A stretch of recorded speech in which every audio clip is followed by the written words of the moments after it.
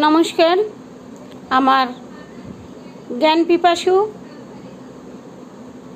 প্রাণপ্রিয় বন্ধুরা, আপনারা আপনাদের ভাগ্য আপনারা জানুন।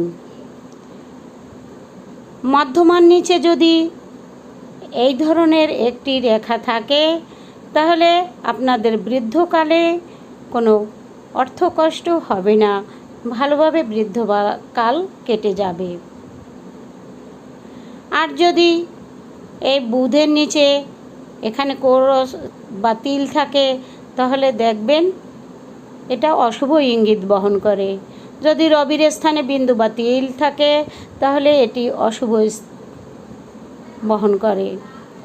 যদি বৃহস্পতির স্থানে এভাবে শুক্রের স্থানে, বৃহস্পতির স্থানে, মঙ্গলের স্থানে, শুধুমাত্র কেতুর স্থানে যদি তিল থাকে সেইটা ভালো, আর যেখানে তিল থাকুক সেটাও অশুভ নির্দেশ করে।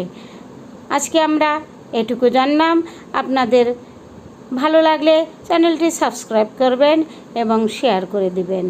ধন্যবাদ।